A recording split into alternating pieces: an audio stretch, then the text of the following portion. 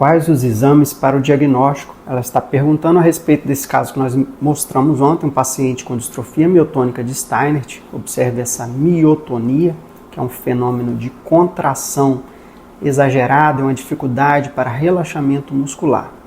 Para responder sua pergunta, eu vou utilizar, sempre utilizo a literatura, né? Vou utilizar essa revisão sobre diagnóstico e manejo do paciente com miotonia. Para entender o diagnóstico, a gente tem que saber a causa. A causa é uma mutação genética lá no cromossomo 19, onde você tem uma mutação desse gene aqui, DMPK. E aí o que acontece quando se tem uma mutação nesse gene? Você acaba tendo uma replicação exagerada desse trinucleotídeo aqui, CTG. Você acaba tendo várias repetições então do CTG e a consequência não é apenas no músculo. Existem diversos sistemas que dependem desse gene. Por exemplo, você pode ter resistência insulínica, o que justifica o fato do paciente ser diabético.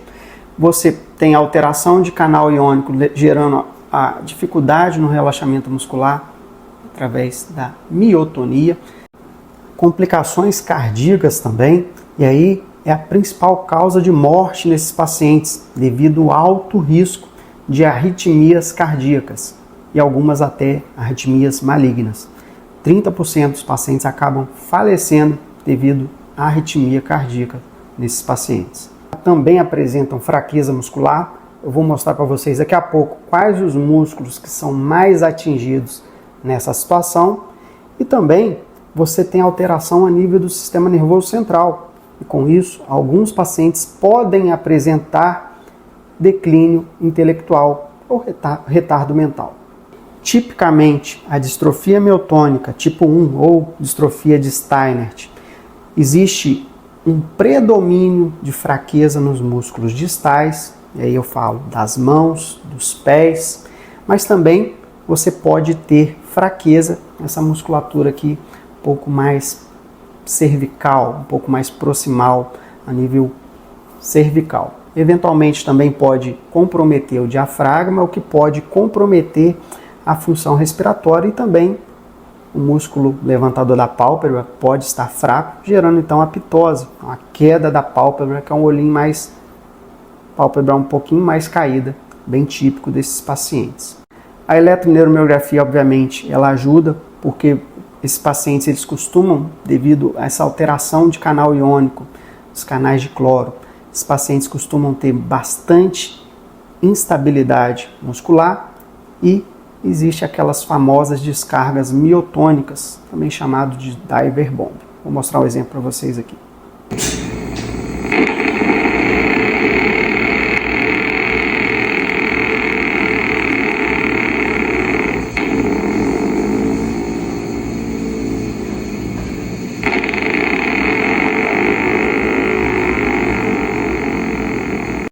Algo interessante que ocorre é o fenômeno de antecipação. O que seria isso?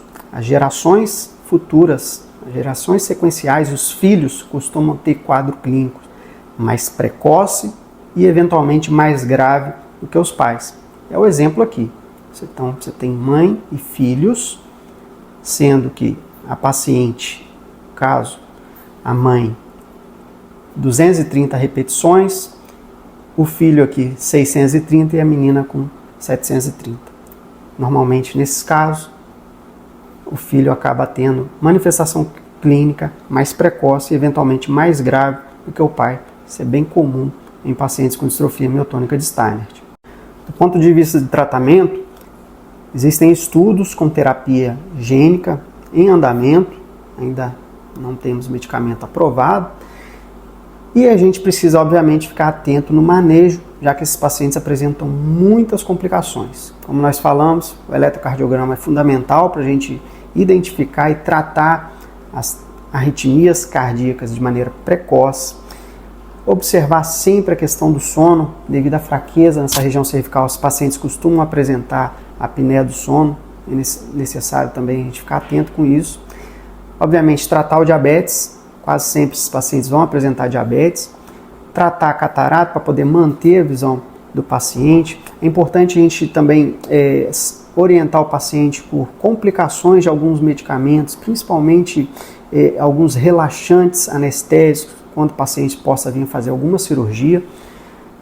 Ficar atento com os sintomas gastrointestinais, obviamente, e sempre que necessário também um suporte psicoterápico. Obrigado, um abraço.